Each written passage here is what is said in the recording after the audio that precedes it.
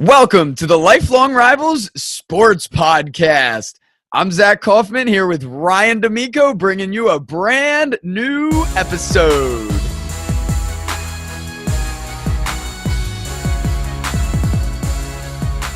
So let's move from there into what happened this past week in the NFL, and we'll start with the Thursday night game, which seems like it happened forever ago. But that was between the Kansas City Chiefs and the Oakland Raiders. Came down to the final play of the game where the Raiders pulled it out 31-30 with the game-winning touchdown from Derek Carr to Michael Crabtree with no time on the clock.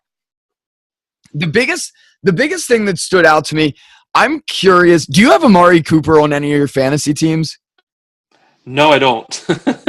I'm glad I didn't have to make that decision. I have him on one of my fantasy teams, and I don't know what to do. So throughout the season, I started 1-4 with this team. It's been awful. I drafted way too many Redskins. I was so disappointed in them. The last 2 weeks, I have Mike Evans, so that receiver is set. Yep. Then I drafted Amari Cooper and Terrell Pryor to be my receiver and my flex. Dude, Pryor's been terrible. Amari Cooper, prior to this game, he had 64 yards, 33 yards, 6 yards, 9 yards, 8 yards, 28 yards. He was so bad leading up to this game. So I've actually, the last 2 weeks, I've benched Amari Cooper and Terrell Pryor for Nelson Agholor, and it's been a fantastic decision. Aguilar's had a touchdown each of the last 3 weeks. He's been reliable for me. Yep. And all of a sudden, Amari Cooper on my bench just goes off 210 yards, 2 touchdowns. I know in that league for me, that's 33 points sitting on my bench. I was still the highest scoring team, even with him on my bench. Like I said, Aguilar was in for him, still did solid. The rest of my team was really good. So that team's on the comeback. I'm now 3-4 with Nelson Aguilar as my starter. And I'm continuing to question this week if I can rely on Amari Cooper. I'll be honest. This weekend, I would put him back on the bench simply for the fact, I don't know why I was thinking that. I don't know why I was thinking they were playing Denver this weekend. For some reason, I was thinking Oakland played Denver, but it's Kansas City that plays Denver. That's where I got screwed up. Yeah, Oakland plays Buffalo. Oakland plays Buffalo. Which does have a good defense, though. They do. That's a tough call, man. It really is. Like, was this just a flash in the pan, or is this, he still did have 3 drops in that game. It was a big thing for them to get Amari Cooper involved. I mean, for God's sakes, he had 19 targets. Yeah, that's absurd. I mean, those are Antonio Brown numbers. He's like the only guy you see getting that many targets in the league anymore. So, it's gonna definitely be a Sunday morning decision for me. I mean, Aguilar, his matchup is against the Niners. It's at home, so that seems to be a pretty favorable matchup with the way Wentz is playing lately. So, you have your work cut out for you there, man. I agree. So Sunday morning decision for me. In his first 6 games, Amari Cooper had 146 yards total, and then that last game he had 210. It's so hard to rely on that he just went completely off the wall crazy. I'd love if I could trade him right now. I'll have to look into that this week. That's a good idea. Do you view this game, the only thing I really say about this, do you view this game as being the game we look back at as being the turning point in the Raiders season? They're 3-4 right now. Do you think this is a game that would have gotten straightened out? Because you made references earlier in the show that you think the Raiders are eventually going to get it straightened out. So, would you say that this is the game that we're going to look back at as, say, last second win to get to 3-4, and they kind of get on a little streak now? This is a team I'm not sold at them smoothly turning it around. I don't really see them all of a sudden just going off the rest of the season and easily making the playoffs. I think it's going to be an upward trajectory, but they're still gonna be up and down like they have been this entire season, where they lost to a team like the Redskins by a lot. They beat the Chiefs, who were tied with the Eagles for the best record in the league. They've been very up and down. I know Derek Carr's been injured a little bit. He had a great game, and a lot relies on him. So I think this starts an upward trajectory, and they'll be slightly over 500. But I don't see this really solidifying them at the top of the league or even the conference. And I don't see it even getting them to compete with Kansas City at the top of the division yet. Yeah, that game against Buffalo is going to be really interesting this week because Marshawn Lynch is out for that game. Now, granted, Marshawn Lynch hasn't done a whole lot ever since he came to Oakland this year, but still, that's a guy in the running game you definitely would like to have in there. So, going to be interesting to see if they can pull that one out. They're coming off Oakland is playing their last 3 games at home. They went 1-2 in that stretch.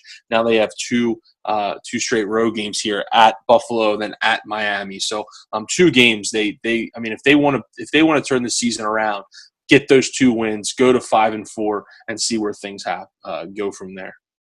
Right. That'll definitely be a good test for them. And that's exactly where we'll move from there to Buffalo Bills game against the Tampa Bay Buccaneers from this past weekend. What a crazy game. Yeah, I didn't get to see it at all. But the Bills pulled it out 30-27 there at the end of the game. Field goal with 14 seconds left. They were really carried there by LaShawn McCoy, as he has the entire season, 91 yards rushing. He had 2 touchdowns. We saw on the Tampa Bay side, this was the best game from rookie O.J. Howard so far, who had 98 yards and 2 touchdowns. This has been a very impressive tight end class from this group of rookies. We have Evan Ingram, who's come up before when we talked about the Giants. David Njoku on the Cleveland Browns, who's had his moments. He's definitely looked good. Now O.J. Howard, those were the top picks we knew about. George Kittle on the 49ers, another rookie who's had some good games. And then Jonnu Smith on the Tennessee Titans. He's had a couple big plays and touchdowns and done some good things there. So very impressive tight end class from this past draft. Yeah, there definitely was. O.J. Howard, I drafted him in one of my leagues, and he was on my bench last week, and I ended up winning that week anyway, which was good. I'm glad it didn't come back to bite me. And I'm actually, just because of bye weeks and everything, I'm actually taking a flyer, Zach, and putting him in there this weekend and see if he gets some more work in that offense. So that'll be interesting going forward. And getting back to this game though, quickly, what a just awful loss for Tampa Bay. I mean, they dropped it 2-4 with about 3 minutes to go. They score a go-ahead touchdown. Looks like they cap a very nice comeback. They were down 17-6 at one point. They come back. They go up 27-20. And then all hell breaks loose, and they turn the ball over a couple times. Adam Humphries fumbles with a little over a minute left, and like you said, Buffalo kicks the game-winning field goal. And you talking about like games that shift the season. I think going forward, I think Tampa Bay is going to look back at this game and say, "Damn it, we let one slip away," because they have 2 pretty difficult games here coming up. Carolina, it's a divisional game, obviously. Who knows what you're going to get out of Carolina week to week, and then the Saints, they're one of the hottest teams in football right now. They've won 4 in a row. That's a road game. So I think Tampa Bay really did themselves a disservice this weekend, finding a way to fuck up and lose that game. Yeah, that's one they'll definitely want back. And I know record-wise, this looks like a disappointing start to the season so far. I thought Tampa Bay would really assert themselves as one of the better NFC teams. And they're sitting there at 2-4 right now, which is not where they'd want to be. Not at all. I mean, and you look back and, maybe there's something to this Hard Knocks thing. I mean, they had Hard Knocks this year, and it seems like every year that whoever's on Hard Knocks, that team just doesn't do very well. Now there's now that players are coming out talking. Safety TJ Ward, defensive tackle Chris Baker, they're both unhappy with their playing time, and things are just not looking good in Tampa Bay right now. So they need to get it straightened out and get it straightened out quick, because their season's starting to slip away. And we'll move inside their division to the Saints, who you brought up, who are definitely on the upswing. And they were playing a team that unfortunately is on the downswing in the Green Bay Packers, who now do not have Aaron Rodgers. And the Saints were able to pull out the game 26-17. Drew Brees, just like always, very, very solid. The Packers are just not the same team without Aaron Rodgers. That's exactly what we saw here. Brett Hundley threw 25 times, only passed for 87 yards, also threw an interception in there. They had Aaron Jones carried their offense and gave them some hope in this game. He had 131 yards rushing and a touchdown, but it just wasn't enough. Mark Ingram did well on the ground for the Saints with 105 yards and a touchdown. Ted Ginn Jr., without Willie Snead playing at all, had his best game of the season, 7 catches, 141 yards. So it was good. He was a guy I started on one of my teams that is struggling with some receiver depth. So successful week with that team and him specifically as the starter there. And just on the Green Bay side, their leading receiver, Martellus Bennett, with 17 yards. It's tough to see that on a team with talented receivers, that this is what it's going to look like moving forward. And the Saints don't have a great defense. They had a poor defense the last couple of years. It's been better than what it has been this year, but it's still not a great defense right now. And the Packers just couldn't do much of anything against them except for Aaron Jones on the ground. Yeah, look, I actually watched a good bit of this game. I had Drew Brees in one of my leagues, and so I was really zoned into this game for majority of the 1 o'clock slate.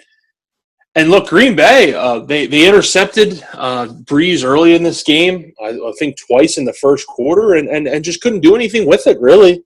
Couldn't get any separation. Let the Saints and Brees hang around, and it came back to bite him in the butt. So my biggest takeaway from this game is a kid that just is really, really impressing me and impressing a lot of people. And as a guy that coming out of college, I didn't think he'd have this big of an impact in the NFL his rookie year, and even going forward for that matter. But I was completely wrong, and that's Alvin Kamara. He is just – Sean Payton has come out and said he loves this kid, and he's the reason that Adrian Peterson isn't there anymore, because Kamara is basically saying, look, or Payton saying, look, Kamara's going to get touches, so we need to get AP out of here. So just what he does, just receiving the ball and rushing, and like my biggest takeaway for him too is like he's not the biggest guy, but he runs between the tackles so well. So Alvin Kamara is a guy going forward that I am really interested in watching. And it's just another piece for that explosive offense to use week in and week out. And it's fascinating with their running backs there. I have one of my fantasy teams, the same one I mentioned before with Amari Cooper that I had benched, that I'm consistently week to week starting both Mark Ingram and Alvin Kamara. And it's been working out great for me, as I started out poorly and now I've started winning with that combination that they use both of those. Ingram's been very good on the ground and also catching it out of the backfield. And then Kamara, he gets his carries on the ground. He had 50 yards rushing this past week, and he's also dominant catching it out of the backfield. He didn't get in the end zone at all this week, but he's been very, very consistent that team has relied on him out of the backfield there, catching the ball. Yeah, Saints, like you said, they're on the upward here, man. They've won 4 in a row. They started the year 0-2, now have since racked up 4 wins in a row to get to the top of the NFC South. We'll move to the Jets and Dolphins next. The Dolphins pull it out 31-28. They move to 4-2, which is weird to say because they just haven't seemed that great. They're very up and down. They've had disastrous weeks. They've just they've been an odd team this year, and they even lost Jay Cutler, their starting quarterback, this week, and he's actually going to be out next week as well for sure with cracked ribs. Couple standout players: Jarvis Landry had 93 yards and a touchdown on 7 receptions for the Dolphins. Kenny Stills really came alive with Devontae Parker not playing. He had 85 yards and 2 touchdowns. And then they ended up winning on a game-winning field goal there with 22 seconds to pull it out against this Jets team. And it's just, both of these records are weird to me. The Dolphins are 4-2. The Jets are 3-4. We talked a little bit about them when we talked about the draft, about how they're not even good at tanking. These are odd teams. I almost didn't even want to talk about this game because both teams just, they're not going to do anything if they even sneak into the playoffs, which most likely they're both going to miss the playoffs. Just both are some weird teams right now to me. Yeah, this game was odd. I mean, the Jets looked like they had it in control for a while, and then the Dolphins made a furious comeback and tie it late. And then Josh McCown with just a what the hell are you doing type throw that gets intercepted along the sideline with a minute or so left in the game, and ultimately that's the deciding factor. I don't know where to even go with these teams. The Jets, look, they're going to fall off. They'll be middling the rest of the year. The Dolphins are weird. I'll be honest, I think this is a blessing in disguise for the Dolphins. I think Matt Moore starting is best for this team. I think Matt Moore starting, he should be the starter going forward.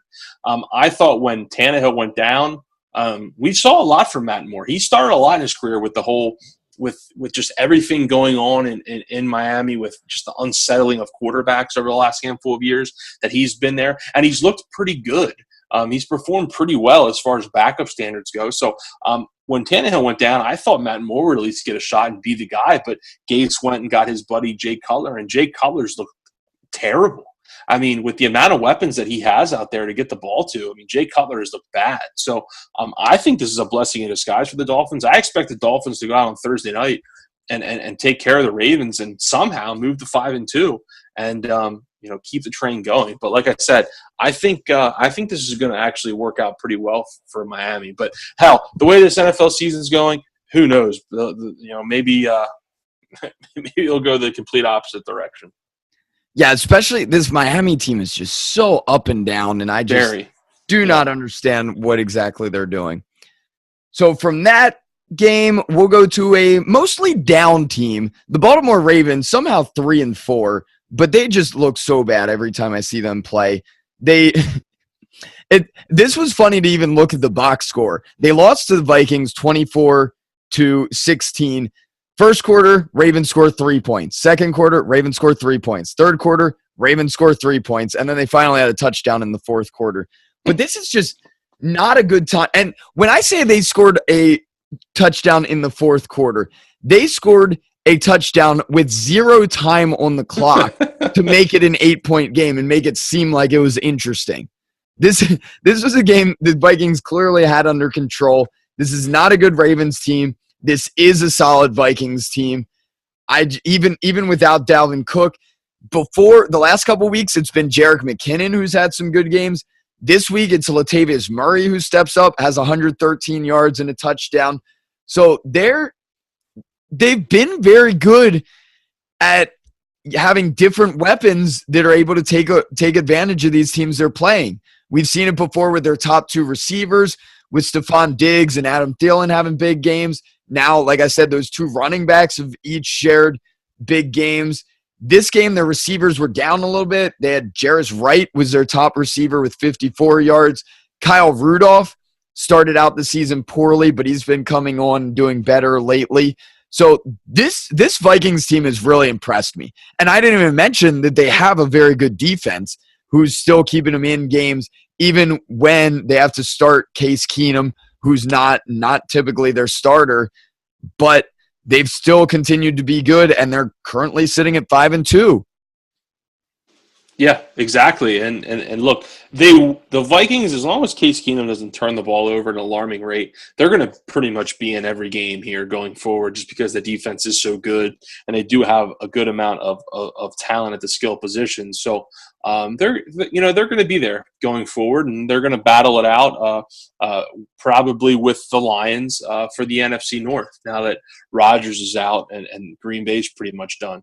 As far as the Ravens go, I mean, they started out the year 2-0, but they've since lost 4 of 5. So this is kind of what we thought would happen. That 2-0 start obviously was a facade, and the offense just. I thought this would be one of the worst offenses in football. I feel like I say it every week, but it I'm really pretty is. sure we do. And there's no.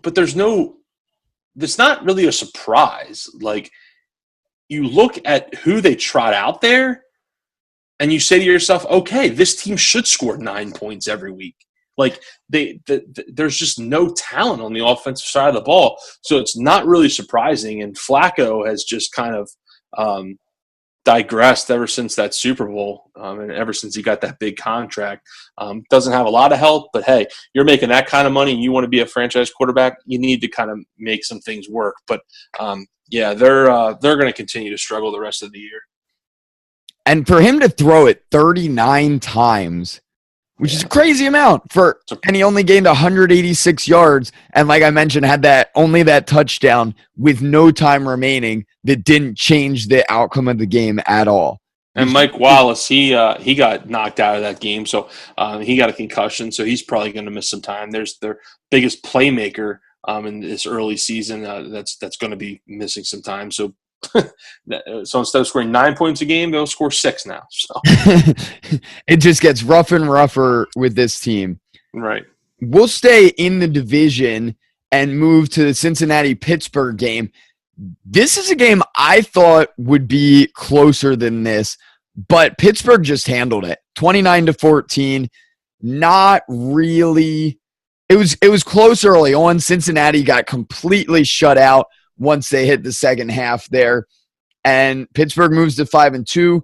The Bengals are now 2-4.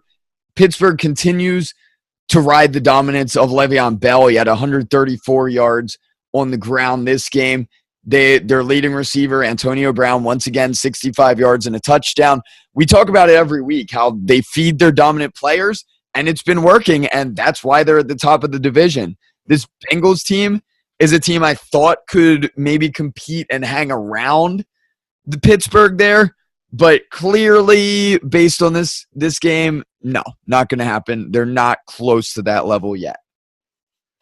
Yeah, I mean, starting with the Steelers,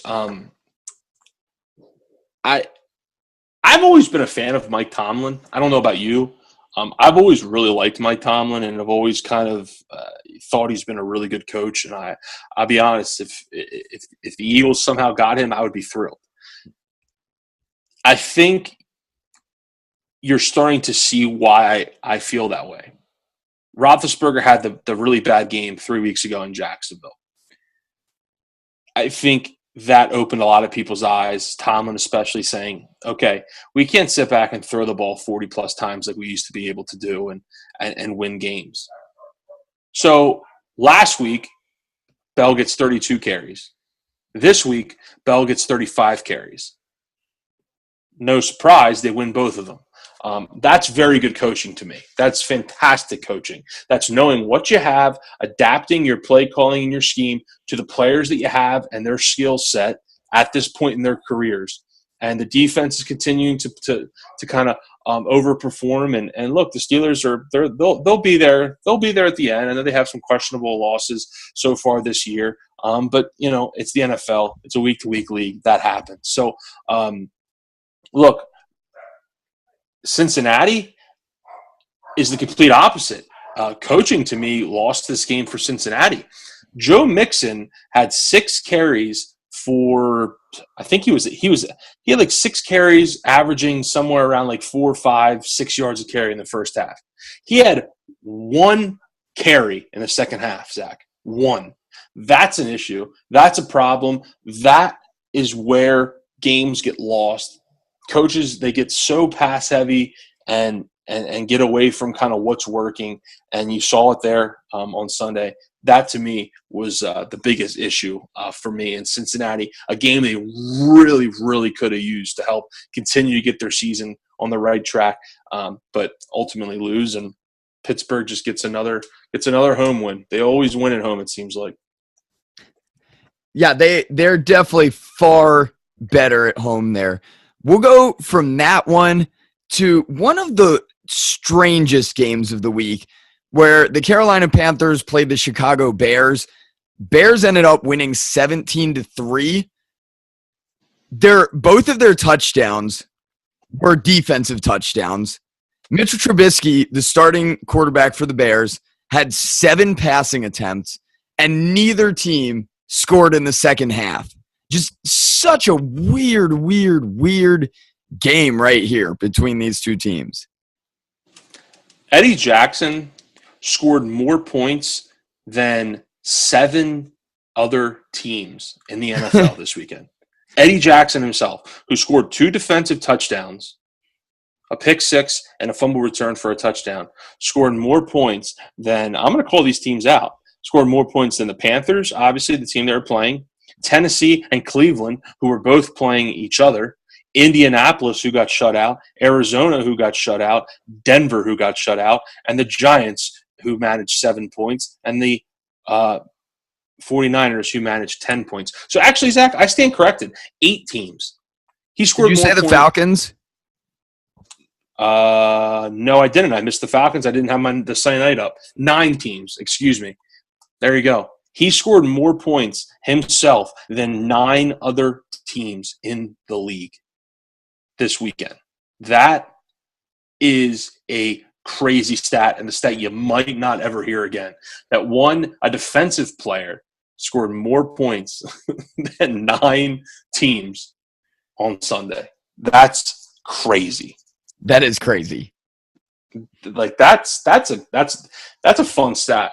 Fun yet pathetic if you're any one of those teams that we talked about, especially Carolina, the team they were playing, because defensively, Carolina played great. They only allowed 3 points. They only gave up a field goal. And the offense couldn't get the ball in the end zone once. They couldn't get the ball in the end zone one time for their defense. This was a Carolina team that dominated this game as far as stats go. I mean, they had the ball for 38, almost 39 minutes. You had 20 first downs. You had 300 total yards, and you couldn't score a touchdown. That's pathetic. I don't know what other word to use, but pathetic. That's another game. It seems like there's a lot of games this weekend, Zach, where teams are going to look back and say, man, if we could have got that one, we could have really used an extra win. Once the end of the year comes up, they're going to be wishing they had that extra win that could really help them, whether it's getting into the playoffs or whether it's kind of getting that first round bye or whatever the case may be. And this is another one of them games where Carolina is really going to regret not getting a win here. And I've been surprised how many of those kind of games the Bears have been a part of. Because I think of them beating the Steelers here against the Panthers, who have a 4-3 record now. They were previously 4-2 and looking like one of the better teams there in the NFC. And then the Bears played the Falcons very close and almost pulled off a game against them as well. They continue to be kind of a upset potential team, even though they're not that good at this point, but they have some good pieces. Yeah, I'm glad the Eagles don't play the Bears this year because you're right. They've been one of them teams that just win or lose, it's going to be a tough game when you play Chicago this year. So tip your hat to them for finding a way to win. We'll move from that game to the Atlanta Falcons versus the New England Patriots.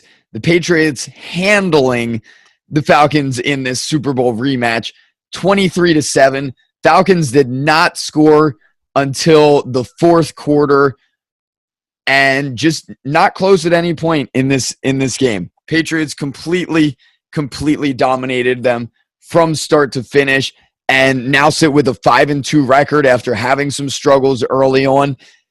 I know we talked about it pre-show, but even in a game like this that they held the Falcons down, it's kind of an ugly game weather-wise. this Patriots defense is still not solved.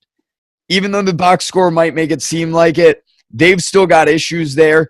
And it'll be interesting to see against some of these other teams how they continue to handle that. And so far, it's been by just continuing to outscore and dominate with their offense. But they're going to be playing against other teams that defense could lead them vulnerable, just like they did early in the season against some of those other matchups they had. Yeah, you and I were talking before the show here, and I was saying about how I think it's comical how the Patriots, in a fog bowl basically, shut down Atlanta's offense, and now all of a sudden all their problems on defense are solved. I mean, this was a Patriots team defensive that ranked dead last coming into this game, and they have one good week where in the second half and partway through the second quarter, and you couldn't even see. I mean, play calling got really conservative and whatnot. So I agree with you. I don't buy into that. Their defense is completely solved. I mean, I think they'll get better as the season goes on, probably. But as of right now, no. I still don't think it's very good. I'll be interested to see how they perform this weekend. Play the Chargers. Maybe they have some offensive weapons there with Rivers and Gordon and Allen. So Hunter Henry's making himself having a nice start to the year. So yeah, but Atlanta, man, 3-3 now. You weren't high on this team.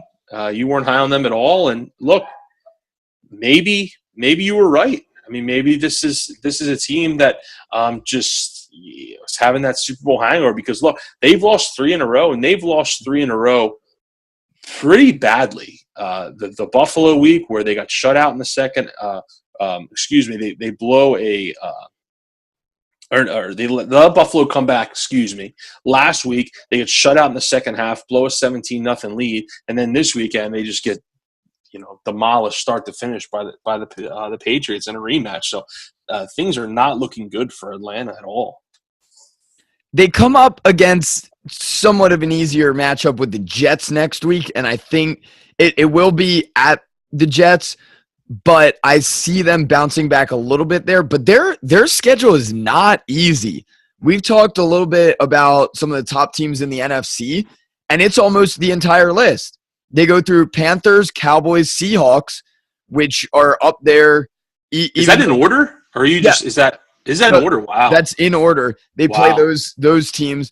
They play the Buccaneers twice, so the first one comes after that. Then the Vikings, Saints, Buccaneers, Saints, Panthers. So after this Jets game, they don't have an easy game. Not at all. When they were 3-0, I was feeling kind of dumb about my prediction that they'd go 7-9. But looking through that list, it is still very possible, and especially with the way they're playing, 3 straight losses there.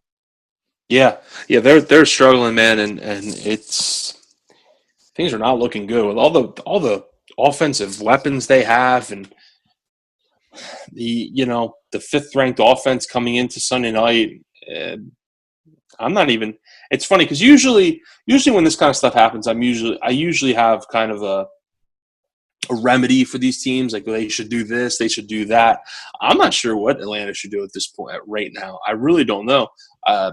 Part of it is Matt Ryan's really been struggling. So you kind of forecasted that as well, thinking he would have a step back year, and he's had a giant step back. He is not having a good year at all. So Atlanta, good luck the rest of the way with that schedule. I did not know that their schedule was that daunting. Yeah, there should be, and that should be an important lineup of games there for the playoff standings too. That's a lot of the games, a lot of the teams that are sitting there with winning records towards the top of the NFC that'll be battling it out there come the end of the season and heading into the playoffs. From there, we'll go to the Seahawks-Giants game. Not close. We'll just touch on this, mostly because it's in the NFC East and because the Seahawks remain one of the top teams in the NFC, even though they're still not standing out like we thought they would coming into the season. But they handled the Giants pretty well, 24-7. They got touchdowns from Doug Baldwin, Paul Richardson, and Jimmy Graham through the air from Russell Wilson. So their passing game's looking a little bit better there. Evan Ingram on the other side, he's come up a couple times now. He continues to be the most reliable offensive player on the Giants. He had 6 catches, 60 yards, and a touchdown. Got 12 targets, so they're giving him monster opportunities there. And the last couple weeks, especially since they had all those receiver injuries, they lost Odell Beckham, they lost Sterling Shepard for a couple weeks, they lost Brandon Marshall. He has easily been their most reliable receiver and probably even their most reliable offensive weapon since they haven't really gotten a lot on the ground. And that's another thing that hurt them this game. Orleans Darkwa was their number 1 rusher with 35 yards on the ground. This is a rough team right now. It really is. Sterling Shepard didn't play, which was a surprise. He was expected back this week. He had to sit out another game with the ankle injury. They're just a hot mess right now. They're 1-6. That record's just going to keep getting worse and worse and worse. Just not a good football team. Quit plain and simple. Seattle, on the other hand, this was a 10-7 game with about 9 minutes left. They were able to Russell Wilson was able to hit a deep shot to Paul Richardson, who made a very nice catch up and over Landon Collins, over Collins' outstretched fingertips. And that was the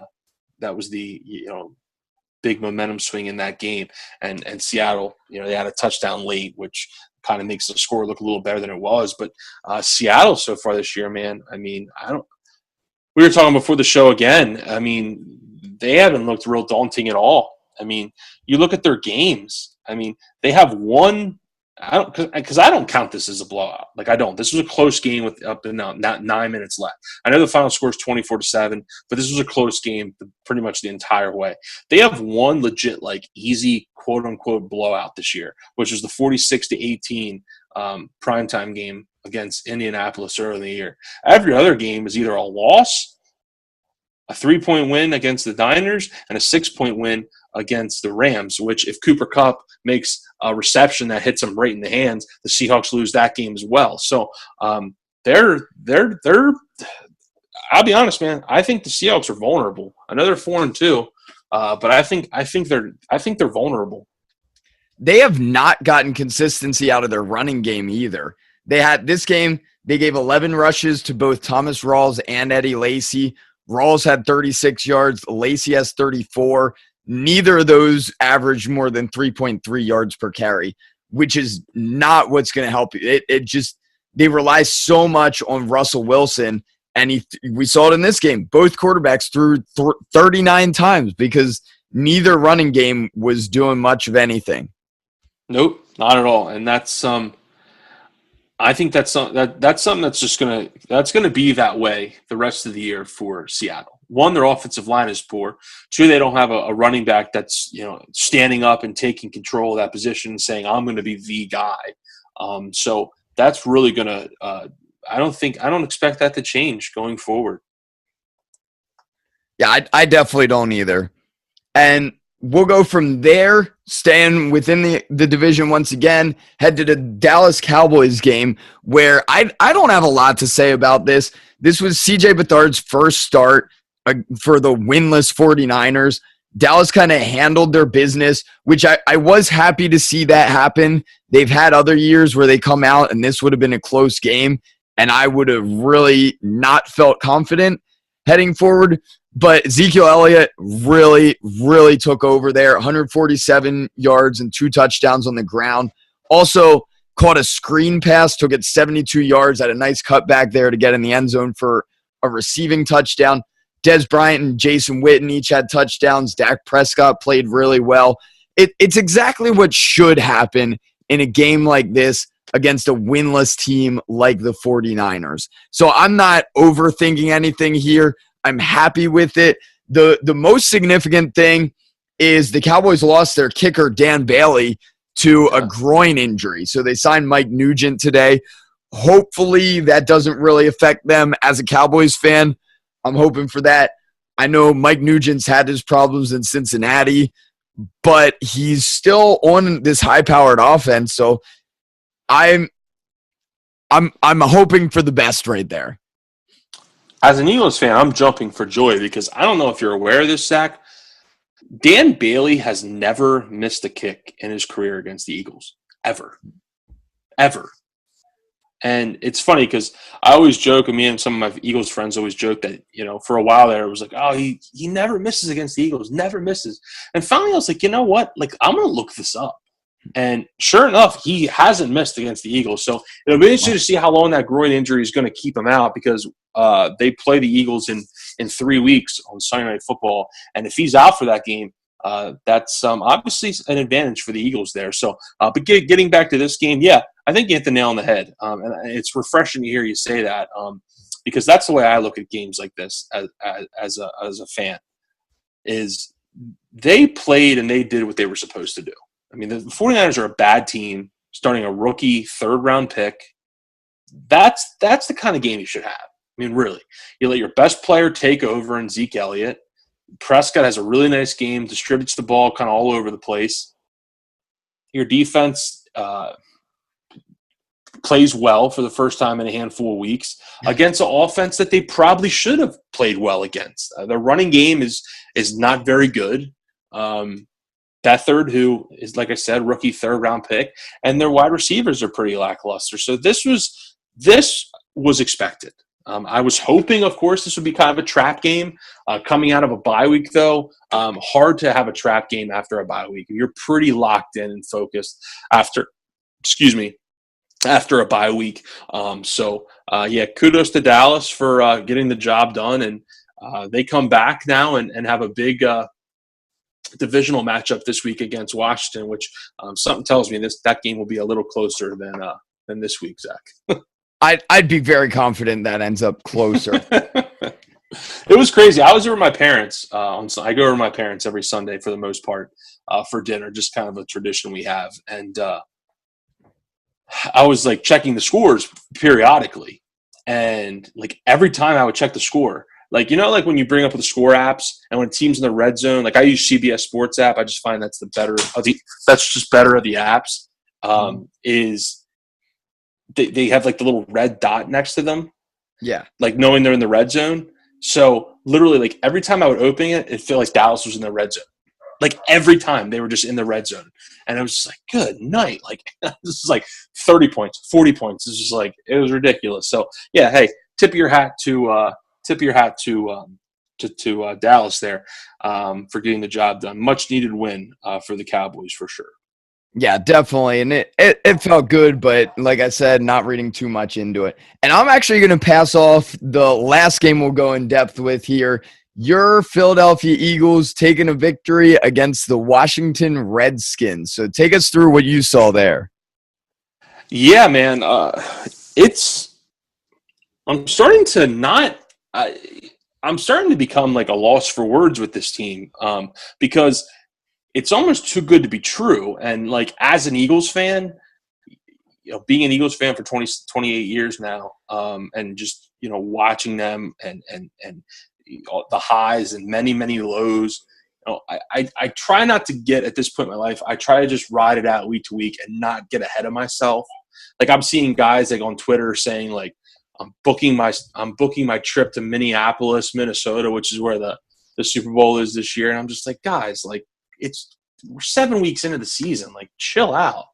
But at the same time, like what I'm seeing out of Carson Wentz, what I'm seeing out of the defense, a banged up defense that's only going to get better when you get Ronald Darby back.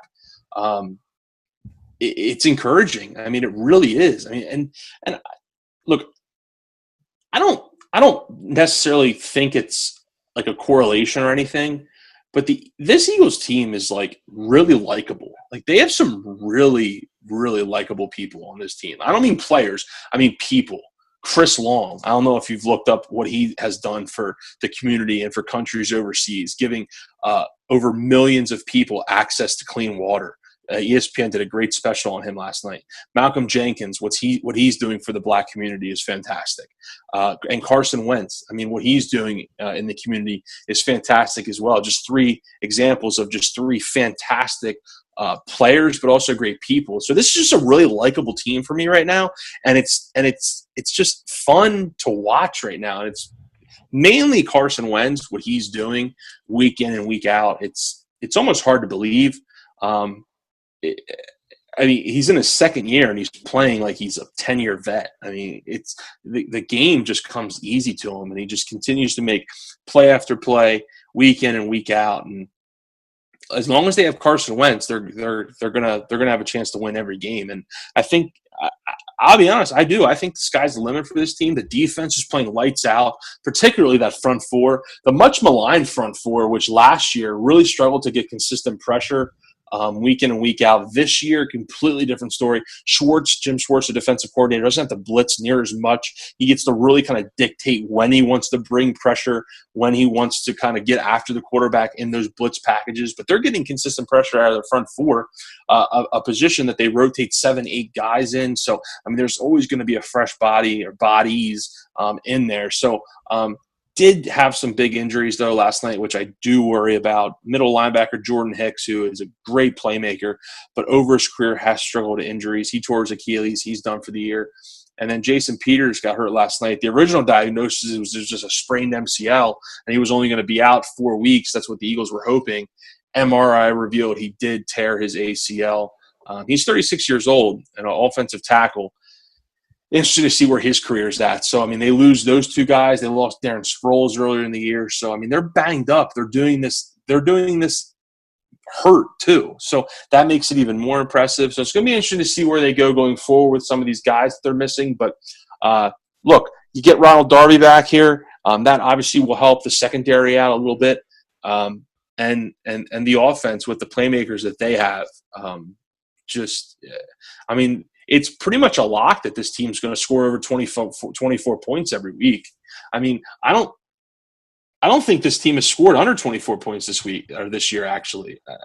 I'm going to have to look that up. I'm actually getting that up right now. The only game that I would say that they wouldn't have scored under 24 points would have been that Kansas City game. But I think a garbage touchdown late, actually put them over that top. So they scored 30 week 1. Okay, they scored 20 in week 2. Then they scored 27, 26, 34, 28, 34. So, I mean, ever since that Kansas City game, they've scored at least 26 points. So offense is clicking. It's fun to watch, man. As an Eagles fan, it's really fun to watch. Best record in the NFL. And it's kind of nice because now this weekend they have San Francisco, which you would expect to be a win as well. So you would expect them to get the 7-1. So, hey, I'm just going to enjoy the ride, man, and take it week by week. Yeah, they're definitely looking good, and the Redskins continue to look exactly like their 3-3 record. Very mediocre. They're good at playing up against good teams and down against bad teams, and that continues. They had some moments in this game. Terrell Pryor was actually benched for the most part.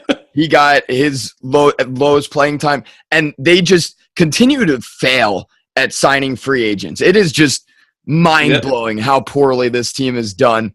Yeah.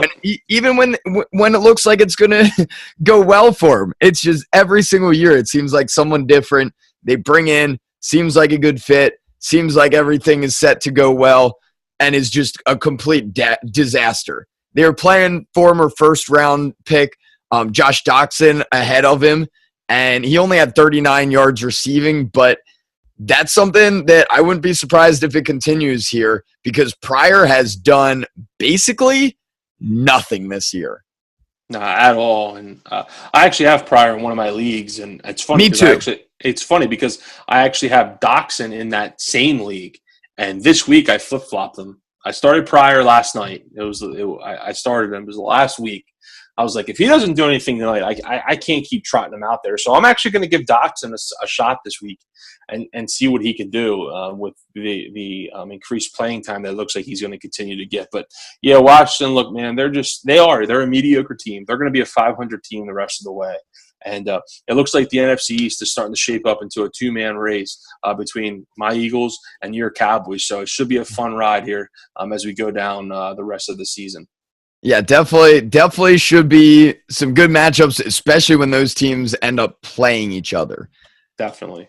So for those of you out there that care about bad football, I'll give you a quick rundown.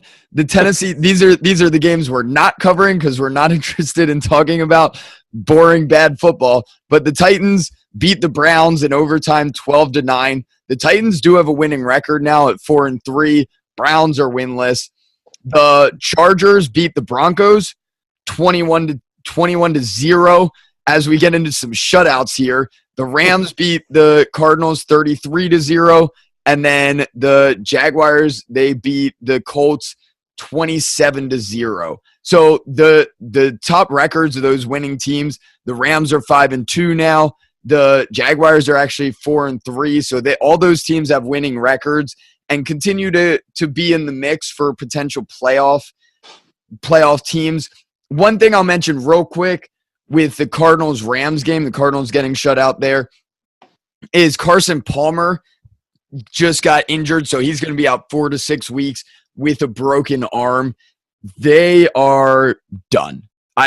There's no way Drew Stanton came in, went 5 for 14, completed 35% of his passes, and threw an interception. He's been in before for Palmer. It's always been a disaster.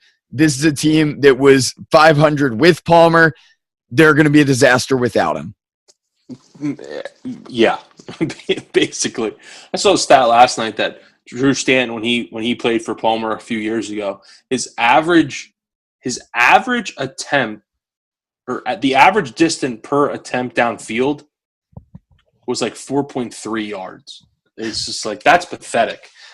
So yeah, they got Adrian Peterson to help give them a running game, and then they lose Carson Palmer. And Peterson didn't help much this week. 11 rushes for 21 yards. And that's going to be expected going forward. They're going to load the box and try to have Drew Stanton beat you. So yeah, they're pretty screwed there. Only other game, Zach, I wanted to touch on briefly, just get your opinion, was the Broncos. Their offense is really struggling right now, Zach. I don't think they have an offensive touchdown in the last 7 quarters.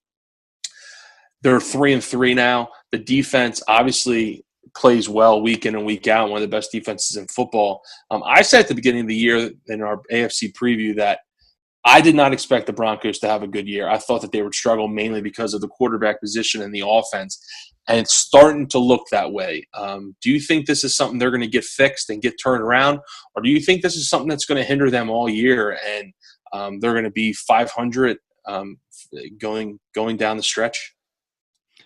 Well, they've really relied on, because we saw them look good earlier in the year, and we know they have a good defense.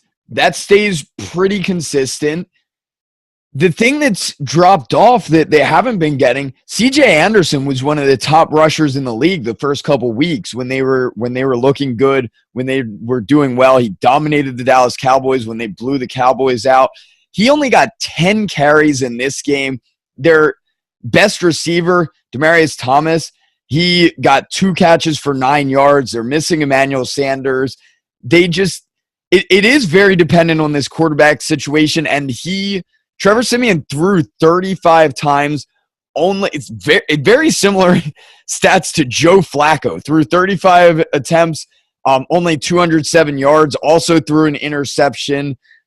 That just destroys this team because the defense can only do so much. They need some kind of Eddie Jackson to come in and score for him, but that wouldn't have even been enough points to win in this particular game. So they need CJ Anderson to be one of the most dominant running backs in the league, or Trevor Siemian to look really, really good like he did earlier in the year. And when in this game both of those weren't working, they didn't have a chance. Yeah, it's going to be interesting to see kind of what they do going forward, because the defense can only carry them so far. The offense needs to at least score some points. Yeah, I agree. They're definitely in a very rough position and sitting in 3-3 with the Raiders and the Chiefs there actually looking good in their division. Could be a tough rest of the season for the Broncos and maybe even this Chargers team too, even though they have won 3 of their last 4. Yeah, look, the Chargers were a team I thought in the beginning of the year would challenge for a playoff spot. And I thought they would sneak in as a wild card team. It didn't start out very good, but look, they're playing some pretty good football right now and finding ways to win. And look, who knows? Maybe they continue to put a little streak together here, and who knows what's going to happen. But I'll be honest, I feel more confident in the Chargers right now than I do in the Broncos, because that offense, while you have C.J. Anderson, you have Demaryius Thomas, you have Emmanuel Sanders, you have that plethora of talent at the skill position. No one can give them the football, and that's an issue. And I'm sure former quarterback John Elway is looking down and wondering what the hell is going on offense. But and John, if you can get out there and play, I think you should suit up, man, because I don't think it's going to get any better going forward here, my man. Yeah, and we talked about earlier drafting first-round quarterbacks. This is a team that has in Paxton Lynch, and he hasn't even been able to beat out Trevor Siemian. That was a terrible pick, by the way. Paxton Lynch, that look, I'm not going to say I was wrong on Goff yet. I'm still not 100% sold on Jared Goff. I'm really not. But Paxton Lynch was a guy coming out of college that I was not high on at all, that I thought was had a nice year at Memphis, and just his draft stock just blew up for whatever reason. But yeah, that going forward, they're going to have to look at trying to get something else in here. Maybe they try to take a run at Kirk Cousins. I don't know.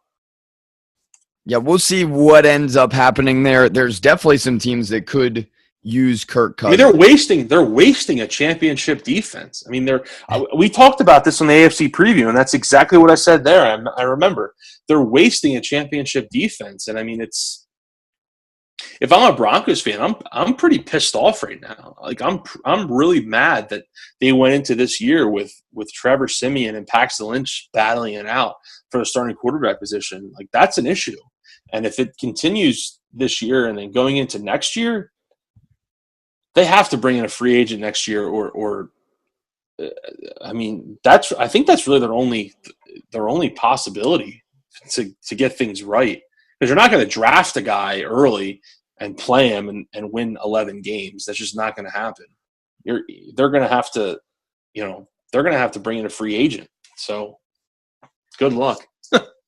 Unless they could somehow make a trade on one of these teams, if the Chargers are struggling and they trade for someone like Phillip Rivers, someone that's competent but maybe a little bit up there in age, if a team's going to go more of a rebuilding route with it, maybe someone like an Eli Manning that they make a run for just to try and give them a chance. I would hate that acquisition, being a Broncos fan, if they trade for Eli Manning, but they might have to start looking at that if they could give up some kind of mid-range draft pick. It might take a lot, though. We saw last year a first-round pick for Sam Bradford to make that move. So right. It might just be something that they just can't find something for a reasonable price. Yeah, good luck. Good luck, Denver. That's all I'm going to say to you. Good luck. You. This is the position you put yourself in, and I mean, what did you expect? Right. So they just kind of are what they are. So you have any final thoughts here? We've kind of had a long episode here. So if you have anything, that's fine. Otherwise, we can close it out here. Yeah, I really don't have anything else the rest of the way, Zach. Yeah, no, I really don't have anything. One thing I will say is we were playing around with some ideas before the show, before we went on the air here, and I'm looking forward to some of the stuff we're going to put out here in the future. Some different episodes, different than what we've been doing here the last handful of weeks. We're going to kind of switch things up and talk about some different things that I think people will enjoy. So keep a lookout for that. And that's all I got, man. Me too. It's been a good show here. Enjoy your week, everyone. Thank you so much for listening to the Lifelong Rivals Sports Podcast. We really appreciate it. We've changed some things up based on some of the feedback we've received, so we'd love to continue hearing your feedback. As we continue to build this platform with our podcast, it's very helpful to us if you can share it with the people you know that you think would be interested. We'd really appreciate it. Thank you so much, and have a great week.